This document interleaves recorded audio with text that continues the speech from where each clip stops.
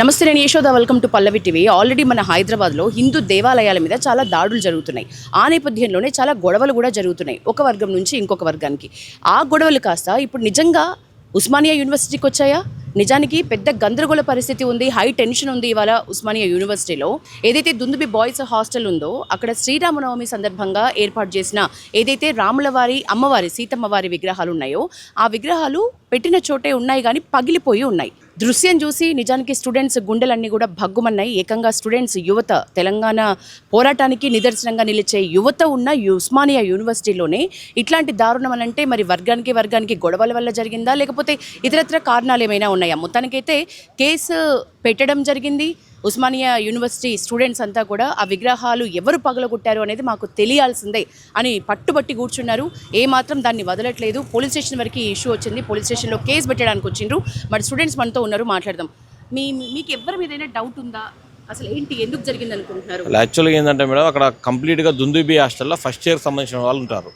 Arts college, science college, commerce college చదువుతుంటారు. మేమంతా research scholars. అన్న ఇట్లా జరిగిందన్న విగ్రహాలు పగలగొట్టడంగానే మేము అందరం కూడా అక్కడికి వెళ్ళడం జరిగింది. వెళ్ళిన తర్వాత చూసిన తర్వాత ఒక్కసారి ఆ వాతావరణము, విగ్రహాలు, సీతాదేవి విగ్రహం, రాముని యొక్క విగ్రహం పలిగితే మా ఒక్కసారి మనసు కూడా దిగ్బంధికి లోన్ అయిపోయింది. కాబట్టి దానికి ఎవరు పగలగొట్టారు అని చెప్పేసి దాని గురించి సీసీ కెమెరాలు అన్నీ కూడా చూసినాము. కానీ వందలాది మంది విద్యార్థులు జమ కావడం వల్ల జై శ్రీరామ్ అనే నినాదాలతోటి హాస్టల్ మొత్తం దద్దరిల్లిపోయింది.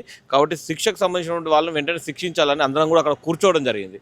కాబట్టి లాండ్ ఆర్డర్ ప్రాబ్లం అవుతుందని చెప్పేసి పోలీసులు వాళ్ళు వెంటనే విగ్రహాలన్నింటినీ కూడా భద్రంగా ఇక్కడ తీసుకొని రావడం జరిగింది. మమ్మల్ని కూడా వాళ్ళు అప్పీల్ చేసింది ఏంటంటే, మీరు ఇమీడియట్గా ఒకటి పెట్టండి కేసు. అంటే మేము కూడా మాకు తోచింది, మేము అక్కడ ఏం జరిగిన సంఘటన గురించి క్లుప్తంగా రాసి వారికి ఇవ్వడం జరిగింది. మేమేమంటున్నామంటే, అనుమానాలు వ్యక్తం చేసిన మాకు ఎందుకు అనుమానాలు అంటే, దాదాపు 2014 ఉస్మానియా సిటీ కేంద్రంగా అలాంటి ఘటనలు జరిగినాయి. ఆ ఘటనలు గుర్తుంచుకొని కొంతమంది కావాలని దుండగులు ఇంకా కూడా దేవుళ్ళని నమ్మకుండా, రాజ్యాంగాన్ని నమ్మకుండా కొంతమంది అంటే ఏమంటారు అర్బన్ నక్సలైట్లు ఉస్మానియా సిటీలో పాగే వేసి ఉన్నారు. వాళ్ళందరినీ అంటే దృష్టిలో పెట్టుకొని మాకు అనుమానం జరిగింది.